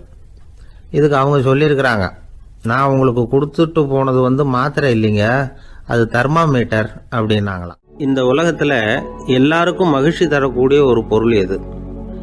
இது ஒரு முக்கியமான கேள்வி. இந்த கேள்விக்கு பொருத்தமான ஒரு பதிலை உங்களால் சொல்ல முடியுமா? அதாவது கொஞ்சம் யோசித்து பார்த்தா பணம்னு சொல்லலாமா? இப்போ கையில் காசு இல்லாதவங்ககிட்ட ஒரு 10 ரூபாயை கொடுத்தா அது அவனுக்கு சந்தோஷத்தை கொடுக்கும். ஏற்கனவே வருமான வரி பிரச்சனையில் சிக்கி இருக்கிறவர்கிட்ட இன்னும் கொஞ்சம் பணம் இருந்தாங்கன்னு சொல்லி கொடுத்தோம்னா அது அவருக்கு சங்கடத்தை தான் கொடுக்கும். அதனால் அந்த கேள்விக்கு பணங்கிறது பொருத்தமான பதிலாக இருக்க முடியாது. கேள்வி என்னன்னா, இந்த உலகத்தில் எல்லாருக்கும் மகிழ்ச்சி தரக்கூடிய ஒரு பொருள் எது? சரி, இனிப்புன்னு சொல்லலாமா? ஏன்னா எல்லாருக்கும் இனிக்க தானே செய்யும். அதுலேயும் ஒரு சிக்கல் இருக்குது. சர்க்கரை வியாதிக்காரங்களுக்கு அது என்ன சந்தோஷத்தையா கொடுக்கும்? ஆக எல்லாருக்கும் வேறுபாடு எதுவும் இல்லாமல் மகிழ்ச்சியை கொடுக்கக்கூடியது வேற ஏதோ ஒன்று இருக்குது. அது என்னன்னு கண்டுபிடிக்கணும். அதுதான் இன்னைக்கு தகவல். இப்போ அதை கண்டுபிடிக்கணும்னா இந்த கதையை கேட்கணும். அது என்ன கதைன்னா, ஒரு ஊரில் ஒரு ராஜா இருந்தார். அவருக்கும் இதே சந்தேகம் வந்துட்டுது. அதாவது எல்லாருக்கும் இன்பம் தரக்கூடிய பொருள் எது அப்படின்னு. இதுக்கு பதில் தெரிஞ்சுக்கிறதுக்கு ஆசைப்பட்டார். சரி, அதுக்கு என்ன செய்யலாம்னு யோசனை பண்ணார். நாட்டு மக்களுக்கு பகிரங்கமாக ஒரு அறிவிப்பு கொடுத்தார். நம்ம நாட்டு மக்கள் இன்பம் தரக்கூடிய பொருள் எதுன்னு நினைக்கிறாங்களோ அதை கொண்டுகிட்டு அரண்மனையில் உள்ள கண்காட்சி மண்டபத்தில் வைக்கலாம். அப்படி அவங்க வைக்கிற பொருள்களில் எது எல்லாருக்கும் இன்பம் தரக்கூடியதாக இருக்குமோ அதை வச்சவருக்கு 1000 பொற்காசுகள் பரிசு அப்படின்னு அறிவிப்பு கொடுத்துட்டார். ஜனங்கள் இந்த அறிவிப்பை கேட்டாங்க. அதுக்கப்புறம் சும்மா இருப்பாங்களா? 1000 பொற்காசுன்னா சும்மாவா? அவங்க கையில் என்னென்ன கிடைச்சதோ அதையெல்லாம் கொண்டாந்து அரண்மனை காட்சி மண்டபத்தில் வச்சுட்டாங்க. அதுக்கப்புறமா ராஜா அங்கே வந்தார். ஒவ்வொன்றா பார்த்துக்கிட்டே வந்தார். முதல்ல ஒரு குயில் இருந்தது, இனிமையாக பாடக்கூடிய குயில். இந்த குயிலோட இன்னிசை எல்லாருக்கும் இன்பம் தரக்கூடியது தான். இருந்தாலும் காது கேட்காதவங்களுக்கு இந்த இசை எப்படி இன்பம் தர முடியும்? அதனால் இது சரியில்லைன்னு விட்டார். அடுத்தபடியாக போனார். அங்கே என்ன வச்சுருக்குறாங்கன்னு பார்த்தா ஒரு அழகான மயில் அங்கே தோகை விரித்து ஆடிக்கிட்டு இருக்குது. இந்த மயிலோட ஆட்டம் மனசுக்கு இன்பம் தரக்கூடியது தான். இருந்தாலும் பார்வை இல்லாதவங்க இந்த ஆட்டத்தை பார்த்து ரசிக்க முடியுமா? முடியாது. அதனால் இதுவும் சரியில்லை அப்படின்னு சொல்லிவிட்டார். அதுக்கு அடுத்தபடியாக போனார். பல வகையான இனிப்பு பண்டங்களை வச்சுருந்தாங்க. பார்த்தார், வயசானவங்களுக்கும் நோயாளிகளுக்கும் இது இன்பம் தராது, துன்பம் தான் கொடுக்கும் அப்படின்னார். இப்படி ஒவ்வொன்றா பார்த்துக்கிட்டே போகிறார். அழகான மலர்கள், கனிகள், ஓவியங்கள் எதுவுமே பொருத்தமாக தெரியல. சகல பேருக்கும் இன்பம் தரக்கூடிய வகையில் எதுவும் இல்லை. கடைசியாக வந்தார். அங்கே ஒரு களிமண் பொம்மை இருந்தது. அது என்ன பொம்மை தெரியுமா? பசியால் வாடி இருக்கிற ஒருத்தருக்கு ஒரு அம்மா இனிமையாக பேசிக்கிட்டு சோறு போடுறது மாதிரி அந்த பொம்மையை செஞ்சுருந்தாங்க. அதுக்கு கீழே அன்பு அப்படின்னு எழுதியிருந்ததுதான். ராஜா பளிச்சுன்னு ஒரு முடிவுக்கு வந்தார். அந்த பொம்மையை செஞ்ச சிற்பியை வரவழைச்சார், பரிசு கொடுத்தார். அன்பு ஒன்று தான் எல்லாருக்கும் இன்பம் அளிக்கக்கூடிய பொருள். காது கேட்காதவங்களும் அதை கேட்க முடியும், பார்வை இல்லாதவங்களும் அதை பார்க்க முடியும், குழந்தைகளும் அதை உணர முடியும் அப்படின்னு அதுக்கு விளக்கம் கொடுத்தார் அந்த மன்னர். இந்த உலகத்தில் எல்லாருக்கும் மகிழ்ச்சி தரக்கூடிய ஒரு பொருள் அன்பு தான். அதை புரிஞ்சுக்கிட்டு தான் சில கணவன்மார்கள் மனைவி பேரில் ரொம்ப அன்பை காட்டிக்கிறது வழக்கம். ஒரு வீட்டு வாசப்படி பக்கமாக மழைக்கு வந்து ஒதுங்கினார் ஒருத்தர். மழை தூரிக்கிட்டு இருந்தது, இருட்டு நேரம். அந்த வீட்டில் இருந்தவர், இன்னைக்கு ராத்திரி வேணும்னா இங்கேயே தங்கிட்டு காலையில் போங்க அப்படின்னார். உடனே இவர் சொன்னார், ரொம்ப நன்றிங்க, ஒரு 10 நிமிஷத்தில் இதை வந்துவிடுறேன் அப்படின்னு சொல்லிவிட்டு எங்கேயோ ஓடினார். 10 நிமிஷம் கழித்து திரும்பி வந்தார். ஆமாம், எங்கே போயிட்டு வந்தீங்கன்னு கேட்டார் வீட்டில் இருந்தவர். நேராக எங்கள் வீட்டுக்கு போய் மனைவி கிட்ட இன்னைக்கு ராத்திரி இங்கேயே தங்கிக்கிறேன்னு சொல்லிவிட்டு வந்துட்டேன் அப்படின்னார் அவர். அன்புல இது ஒரு ரகம். உனக்காக நான் என்ன வேணும்னாலும் செய்யறதுக்கு தயாரா இருக்கிறேன் அப்படின்னாரு ஒருத்தர். சரி, வேற ஒன்றும் வேணாம், ஒரு 10 ரூபா பணம் இருந்தா கைமாத்தா கொடு, நாளைக்கு தந்துடுறேன் அப்படின்னாரு இன்னொருத்தர். அவ்வளவுதான், நான் அவசரமா ஒரு ஆளை பார்க்க வேண்டியிருக்கு, அப்புறமா வந்து உன்னை பாக்குறேன் அப்படின்னு சொல்லிவிட்டு அந்த ஆள் நழுவி போயிட்டார். இதுதான் இன்னைக்கு உலக நிலவரம். ஆனா ஒருத்தர் மேல உண்மையாவே அன்பு செலுத்துறது அப்படிங்கிறது ரொம்ப பெரிய விஷயம். பக்தி செலுத்துறதுங்கிறது அதை விட பெரிய விஷயம். பக்தினா ஏதோ கோயிலுக்கு போய் சாமி கும்பிட்டு வர்றது இல்ல. பக்தியோட எல்லை எதுன்னு தெரிஞ்சுக்கிறதுக்கு உங்களுக்கு ஆசையா இருக்குதா அப்படின்னா ஒரு கதை உண்டு, அதுக்கு அதை கேளுங்க. அதாவது மயூர சர்மன் அப்படின்னு ஒருத்தர் இருந்தான். கிருஷ்ணர் மேல அவன் ரொம்ப பக்தியா இருந்தான். ஒரு நாள் கிருஷ்ணர் வந்து அவனை பார்த்துட்டு போலாம்னு நினைச்சு வந்தாரு. கிருஷ்ணரை பார்த்த உடனே அவனுக்கு ரொம்ப மகிழ்ச்சி இருக்காது அப்படின்னா. ஏன்னா வழக்கமா பக்தர்கள் தானே பகவான் கிட்ட ஏதாவது கேட்கறது வழக்கம். இங்க வந்து பகவான் வந்து பக்தனை பார்த்து கேட்க ஆரம்பிச்சுட்டாரு. இத பாருப்பா, உங்ககிட்ட நான் ஒண்ணு கேட்பேன், கொடுப்பியா அப்படின்னாரு. பக்தன் மாட்டேன் நான் சொல்லுவான். நீங்க என்ன கேட்டாலும் அதை கொடுக்கறதுக்கு நான் சித்தமா இருக்கிறேன் அப்படின்னா மயூர சர்மன். உன்னோட மகன் ஒருத்தன் இருக்கானே 5 வயசுல, அவன் தான் எனக்கு வேணும்னாரு. இவன் கொஞ்சம் கூட தயங்கல, சரி தந்தேன் அப்படின்னு சொல்லிவிட்டான். கிருஷ்ணர் பார்த்தார், அவன் உடம்பு பூராவும் எனக்கு தேவையில்லை, அவன் உடம்போட வலது பாகம் மட்டும் எனக்கு போதும்னாரு. அதுக்கும் சரி அப்படியே கொடுக்குறேன். இவன் அந்த சின்ன பையனை நிக்க வச்சு அவன் தலையில இருந்து ஒரு ரம்பத்தால அறுக்கணும், அப்பதானே அது 2 பாகமா ஆக்க முடியும் அப்படின்னாரு. சரி அப்படியே செய்யறேங்கிறான் அவன். அந்த ரம்பத்தை நீ ஒரு பக்கம் பிடிச்சுக்கணும், உன்னோட மனைவி ஒரு பக்கம் பிடிச்சுக்கணும், நீங்க 2 பேரும் அப்படி பிடிச்சுக்கிட்டு அதை அறுத்து அவனை 2 துண்டாக்கணும் அப்படிங்கிறாரு. அதுக்கும் சரிங்கிறான். அப்படி செய்யறப்போ நீயும் அழப்படாது, உன்னுடைய மனைவியும் அழப்படாது அப்படின்னு அடுத்த கண்டிஷன். அதுக்கும் சரிங்கிறான். அடுத்த அப்படி ஒரு கண்டிஷன் போடுறாரு, அதாவது உன்னுடைய மகனும் அழப்படாது அப்படிங்கிறாரு. அதுக்கும் சரின்னு ஒத்துக்கிட்டான். இவ்வளவு நிபந்தனைகள் பேர்ல தான் உன் மகனோட வலது பாகத்தை நான் ஏத்துக்குவேன், இல்லைன்னா ஏத்துக்க மாட்டேன் அப்படின்னு சொல்லிவிட்டாரு அவர். உங்களோட அத்தனை நிபந்தனைகளுக்கும் கட்டுப்பட்டு நாங்க நடக்கிறோம் அப்படின்னு சொல்லிவிட்டான் மயூர சர்மன். உடனே மகனை கூப்பிட்டான். அவன் வந்து நின்னான், அவனை குளிப்பாட்டினான், புது ஆடைகள் போட்டு விட்டான். அதுக்கப்புறம் ஒரு ரம்பத்தை எடுத்து அறுக்க ஆரம்பிச்சான். ஒரு பக்கம் அவன், இன்னொரு பக்கம் அவனுடைய மனைவி, நடுவுல அந்த பையன்.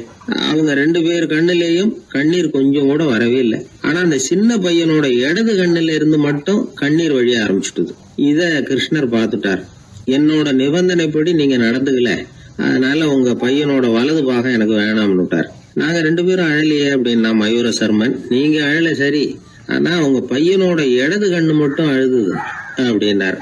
உடனே அந்த சின்ன பையன் என்ன சொன்னான் தெரியுமா? ஐயா, என் உடம்போட வலது பாகத்தை மட்டும் தானே பகவான் வந்து கேட்டாரு, வலது பாகம் பண்ணின புண்ணியத்தை இடது பாகம் பண்ணலையே அப்படின்னு நினைச்சுதான் இடது கண் அழுதுகிட்டு இருக்குது அப்படின்னா. உடனே கிருஷ்ணர் கண்ணுல தண்ணி வர ஆரம்பிச்சுட்டுதான். அந்த பையனை கட்டி பிடிச்சுக்கிட்டார். அவன் பழைய மாதிரி முழுசா ஆயிட்டான். இதுதான் பக்தியின் எல்லை அப்படின்னு விளக்கம் கொடுத்தார் ஒரு ஆன்மீக பேச்சாளர். பக்தியோட எல்லையை புரிஞ்சுக்கிறதுக்காக இந்த கதை. நீங்க உடனே பகவான் வந்து இப்படி எல்லாம் வந்து நின்றுட்டு பையனை வெட்டி விடு அப்படின்னு எல்லாம் கேட்பாரா அப்படின்னு எல்லாம் கற்பனை பண்ணக்கூடாது. ஆன்மீக விஷயங்களை வந்து ஆன்மீக நோக்கத்துல புரிஞ்சுக்கணும், அதுதான் முக்கியம். பக்தியோட எல்லைக்கே நம்மால போக முடியலன்னாலும் ஒரு ஓரத்துக்காவது போய் சேர முடியுதா அப்படின்னு முயற்சி பண்ணி பார்க்கலாம். அதுக்காக தான் இவ்வளவு. இப்போ நம்ம ஆளுங்களோட பக்தி எந்த அளவுக்கு இருக்குங்கிறத புரிஞ்சுக்கிறதுக்கு வேணும்னா ஒரு உதாரணம் சொல்லலாம். ஒருத்தர் கடவுள்கிட்ட வேண்டிக்கிட்டாராம், நான் செய்யற வியாபாரத்துல இன்னைக்கு 1000 ரூபாய் லாபம் கிடைச்சதுன்னா அதில் 500 ரூபாய உன் கோயிலுக்கு வந்து உண்டியல்ல போட்டு விடுறேன் அப்படின்னு வேண்டிக்கிட்டார். சொல்லிவிட்டு வியாபாரம் பண்ணார். 1000 ரூபா கிடைக்கல, 500 ரூபா தான் லாபம் கிடைச்சிது. அவர் அதுக்கப்புறம் அந்த கோயிலுக்கு போகல. ஏங்க, கிடைச்ச 500ல பாதியை உண்டியல்ல போட்டு விடுறது தானே நியாயம் அப்படின்னு கேட்டாங்க. அதுக்கு அவரு முறைச்சு பாக்குறாரு. அப்புறம் சொல்றாரு, விவரம் தெரியாம பேசாதீங்க. கடவுள் ஏற்கனவே அவரு பங்கு 500 ரூபாயை எடுத்துக்கிட்டு மீதி 500 ரூபாயை தான் எனக்கு கிடைக்கிறது மாதிரி பண்ணியிருக்கிறார். அதனால இது எனக்கு சேர வேண்டிய பங்கு அப்படின்னு சொல்லிவிட்டார். இவரோட பக்தியின் எல்லை எந்த அளவுல இருக்குது பாத்தீங்களா? ஒரு பெரிய இடத்து பொண்ணு, நிறைய படிச்சிருக்கிறா, பட்டங்கள் எல்லாம் வாங்கியிருக்கிறா, வேலைக்கு எதுக்கும் போகல, அதுக்கு அவசியமும் இல்லை, வசதியான குடும்பம். அந்த பொண்ணுக்கு பொழுதுபோக்கு என்ன தெரியுமா? பத்திரிகை படிக்கிறது, தொலைக்காட்சி பார்க்கறது, வானொலி கேட்கறது, இதுதான் பொழுதுபோக்கு. முக்கியமா அதுல வர்ற விளம்பரங்களை கவனிக்கிறது. சந்தைக்கு ஏதாவது புதுசா பொருள் வந்திருந்தா உடனே காரை எடுத்துட்டு போக வேண்டியது, அதை வாங்கிட்டு வந்துட வேண்டியது. ஒரு நாள் அது மாதிரி ஒரு விளம்பரம் கண்ணில் பட்டது. புதுமையான சமையல் செய்யக்கூடிய சாதனம் ஒன்று வந்திருக்கிறதாக செய்தி. உடனே அதை வாங்கணும்னு ஆசை. வழக்கம் போல அன்னைக்கு சாயந்தரமே காரை எடுத்துட்டு புறப்பட்டா. பார்த்தா விலை அதிகம்தான், இருந்தாலும் அதை பற்றியெல்லாம் கவலைப்படல. அதிக விலை கொடுத்து அந்த சமையல் இயந்திரத்தை வாங்கிட்டு வந்துட்டா. ஒரு பெரிய அழகான அட்டைப்பெட்டிக்குள்ள அது இருந்தது. துண்டு துண்டு பாகங்களா அதுக்குள்ள அடுக்கி வைக்கப்பட்டிருந்தது. அதை ஒன்னோட ஒன்று சேர்த்து முழு இயந்திரமா ஆக்கிய வேண்டியது நம்ம வேலை. அதெல்லாம் எப்படி ஒன்று சேர்க்கறது? அதுக்காக ஒரு கையேடு அது உள்ளே வச்சிருக்கிறாங்க. அந்த பொண்ணு வீட்டுக்கு வந்தா அட்டை போட்டியை பிரிச்சா, ஒவ்வொரு துண்டு பாகத்தை எடுத்து வெளியில வச்சா, பக்கத்துல அந்த விவர புத்தகத்தை வச்சுக்கிட்டா. அது பிரகாரம் அந்த பாகங்களை இணைச்சு பார்த்தா சரியா வரல. மறுபடியும் எல்லாத்தையும் பிரிச்சு பரப்பி வச்சுட்டு ஆரம்பத்துல இருந்து வர்றா. அப்பவும் சரியா வரல. சரி, நேரம் அந்த கடைக்கு போய் அங்கிருந்தே ஒரு ஆளை அழைச்சிட்டு வந்துருவோம் அப்படின்னு சொல்லி காரை எடுத்துட்டு அவ புறப்பட்டா. கடையில இருந்து ஒரு ஆளை கையோட அழைச்சிட்டு வந்தா. 2 பேரும் வந்து சேர்ந்தாங்க. அங்க அவங்களுக்காக ஒரு ஆச்சரியம் காத்துக்கிட்டு இருக்கு வீட்டுல.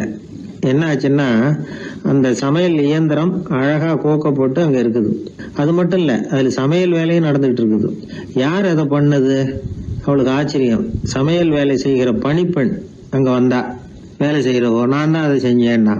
அந்த பொண்ணுக்கு படிக்க தெரியாது, பள்ளிக்கூடத்துக்கே போனதில்லை, சமைக்க தெரியும், அவ்வளவுதான். படிப்பறிவு இல்லாத காரணத்தினால அந்த குறிப்பு புத்தகத்தையும் அவளால படிச்சிருக்க முடியாது. எப்படி இதை பொறுத்தனே அப்படின்னு ரொம்ப ஆச்சரியமா கேட்டாவோ. அந்த விவரம் தெரியாத பொண்ணு, பணி பொண்ணு சொல்றா, படிப்பறிவு இல்லாத போது மூளையை பயன்படுத்த வேண்டிய கட்டாயம் ஏற்படுது, வேற ஒண்ணும் இல்லை அப்படின்னாலாம். படிப்பு மூலமா அறிவை சேகரிச்சுக்கலாம், புத்திசாலித்தனத்தை சேகரிக்க முடியாது. தகவல் அறிவுங்கிறது ஞானம் ஆகாது அப்படின்னு சொல்லுவாங்க. அதுதான் இதுல முக்கியம். நம்மளும் ஒருத்தன் ரயில்ல பிரயாணம் பண்ணா, ராத்திரி பூரா பயணம், விடிஞ்சதும் பார்த்தா அவன் பொட்டியை காணல, யாரை திருடிட்டு போட்டாங்க. அதுக்காக அவன் கவலைப்படணும்ல, கவலைப்படல, சிரிச்சுக்கிட்டு இருக்கிறான். எதிரில் இருந்தவர் கேட்டார், ஏங்க பெட்டியை அவனோ எடுத்துட்டு போட்டானே, அதுக்காக கவலைப்படலையா நீங்க அப்படின்னாரு. நான் எதுக்காக கவலைப்படணும், அதோட சாவி என்கிட்ட தானே இருக்கு அப்படின்னு நானும். இவன் என்னுடைய நண்பர் ஒருத்தர், அவர் விரல்ல நகமே இருக்காது. என்ன காரணம்னு நினைக்கிறீங்க? எல்லாத்தையும் அவரே கடிச்சு துப்பிடுவார். அப்படி ஒரு பழக்கம். சின்ன குழந்தைகள் வந்து நகம் கடிக்குது, விரல் சூப்புது. இதுக்கு என்ன காரணம் தெரியுமா? குழந்தைகள் மனசுல ஏற்படக்கூடிய ஒரு வித பாதுகாப்பின்மை, இன்செக்யூரிட்டி, அல்லது தான் வந்து சரியா கவனிக்கப்படல அப்படிங்கிற எண்ணத்தோட வெளிப்பாடு தான் அது அப்படிங்கிறாங்க டாக்டர்கள். சில இடங்கள்ல 2வது குழந்தை பிறந்த உடனே பெரியவர்கள் கவனம் வந்து முதல் குழந்தைகிட்ட இருந்து கொஞ்சம் விலகி 2வது குழந்தைகிட்ட போயிடும்.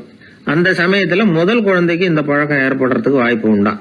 சில குடும்பங்கள்ல கணவன் மனைவி 2 பேருமே வேலைக்கு போறவங்களா இருப்பாங்க.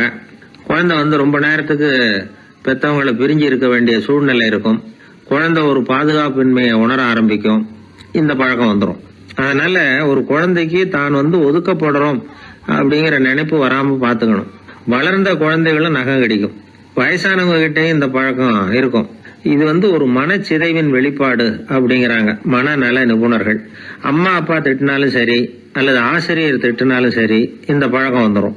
நாம தவறு பண்ணிட்டோம் அப்படிங்கிற நினைப்பு வர்ற சமயம் நகம் கடிக்க ஆரம்பிச்சிருவோம். ஏதோ ஒண்ணு அடையணும் அப்படின்னு நினைக்கிறோம், அதை அடைய முடியல. இப்படி ஒரு ஏக்கம் வர்ற சமயத்திலேயும் சில பேர் நகத்தை கடிக்க ஆரம்பிச்சிருவாங்க. ஒரு பெரிய அதிகாரி, தனியார் நிறுவனத்துல வேலை பார்க்கிறவரு, அவரு டென்ஷன் ஆயிட்டாருன்னா உடனே அறைக்கு அதை சாத்தி விடுவாங்களாம். அவரே சாத்திக்குவாராம். அப்படி சாத்திக்கிட்டு உள்ள எதையாவது வெறிச்சு பார்த்துக்கிட்டே நகத்தை கடிக்க ஆரம்பிச்சிருவாராம். இந்த பழக்கம் உலகம் பூரா உண்டு. நகம் கடிக்கிறவங்களை அந்த பழக்கத்திலிருந்து மீட்கிறதுக்கு என்ன வழி அப்படின்னு லண்டன்ல உள்ள அழகியல் நிபுணர்கள் யோசனை பண்ணி பார்த்துருக்குறாங்க. சில ஆய்வுகள் பண்ணி பார்த்தாங்களாம். அவங்க என்ன பண்ணாங்க தெரியுமா? நகம் கடிக்கிற பழக்கம் உள்ளவங்களையெல்லாம் தேடி பிடிச்சாங்க. அவங்களையெல்லாம் 3 பிரிவாக பிரிச்சுக்கிட்டாங்க. ஒரு பிரிவு கிட்ட என்ன சொன்னாங்கன்னா, உங்களுக்கு நகத்தை கடிக்கணுங்கிற நினைப்பு வர்றப்போவெல்லாம் டைரி எழுத ஆரம்பிச்சிருங்க அப்படின்னாங்களாம். இன்னொரு பிரிவு கிட்ட உங்களுக்கு அந்த நினைப்பு வர்றப்போவெல்லாம் உங்க நகத்துக்கு வண்ணம் பூச ஆரம்பிச்சிருங்க, அழகுபடுத்த ஆரம்பிச்சிருங்க, நெயில் பாலிஷ் போடுறாங்களே அது மாதிரி, அப்படி ஒரு யோசனை சொல்லியிருக்காங்க. 3வது குழுவினர்கிட்ட உங்களுக்கு நகத்தை கடிக்கணுங்கிற எண்ணம் வர்றப்போவெல்லாம் விரல்களை இறுக்கமா மூடி வச்சுக்கிட்டு வேற விஷயங்கள்ல கவனம் செலுத்துங்க அப்படின்னு சொன்னாங்களாம். இப்படி 3 வித முயற்சி பண்ணி பார்த்ததுல கடைசியா அவங்க என்ன கண்டுபிடிச்சாங்க தெரியுமா? 3வது குழு செஞ்சதுல நல்ல பலன் கிடைச்சதாம். அதாவது நகம் தெரியாதபடிக்கு விரலை இறுக மூடிக்கிட்டு வச்சுக்கிட்டோம்னா அந்த பழக்கம் மாறுதான். அப்படி இருந்தவங்க கிட்ட இந்த நகம் கடிக்கிற பழக்கம் மெதுவா குறைஞ்சு போச்சான். அதனால நகம் கடிக்கிற பழக்கம் உள்ளவங்க இதை முயற்சி பண்ணி பார்க்கலாம். ஒரு ஆள் இருந்தார், அவருக்கு எப்ப பார்த்தாலும் நகத்தை கடிச்சுக்கிட்டே இருக்கணும், அப்படி ஒரு பழக்கம். அதனால அவர் விரல்ல எப்பவும் நகம் இருக்கிறது இல்ல, விரல் இருக்கிறதே பெரிய ஆச்சரியம். அவருக்கு திடீர்னு உடம்புல அரிப்பு, சொரிஞ்சிக்க முடியல, அரிப்பும் நிக்கல. 1 வாரம் தொடர்ந்து கஷ்டப்பட்டார். கடைசியா ஒரு டாக்டர் கிட்ட ஓடினார். அவர் எல்லாத்தையும் விவரமா கேட்டுக்கிட்டு கடைசியா கொஞ்சம் மாத்திரை கொடுத்து வேலைக்கு 1 சாப்பிடு அப்படின்னாராம். இந்த மாத்திரை எதுக்கு டாக்டர்? அரிப்பு நிக்கிறதுக்கா அப்படின்னாராம். இல்ல நகம் வளர்றதுக்காக அப்படின்னாராம் இந்த டாக்டர். இயேசுநாதர்கிட்ட ஒருத்தர் கேட்டாராம், இயேசுவே என்னை எவ்வளவு நேசிக்கிறீர்கள் அப்படின்னு. அவர் தன்னுடைய 2 கைகளையும் அகல விரித்து இவ்வளவு என்று சொல்லி சிலுவையில் உயிர் நீத்தார் அப்படின்னு சொல்லுவாங்க. அதாவது அந்த நேசிப்புக்கு எல்லை கிடையாது, அதே போல மன்னிப்புக்கும் எல்லை கிடையாது. இது இயேசுநாதர் சொல்லி கொடுத்த ஒரு பாடம். இயேசுனுடைய சீடர்கள்ல ஒருத்தன் பீட்டர், அவன் ஒரு நாள் இயேசுநாதர்கிட்ட கேட்டிருக்கான், இயேசுவே நான் என்னுடைய தம்பி கிட்ட அடிக்கடி சண்டை போட்டுக்கிட்டு இருக்கிறேன், என்னுடைய சகோதரன் கூட, அவனை நான் எத்தனை தடவை மன்னிக்கிறது?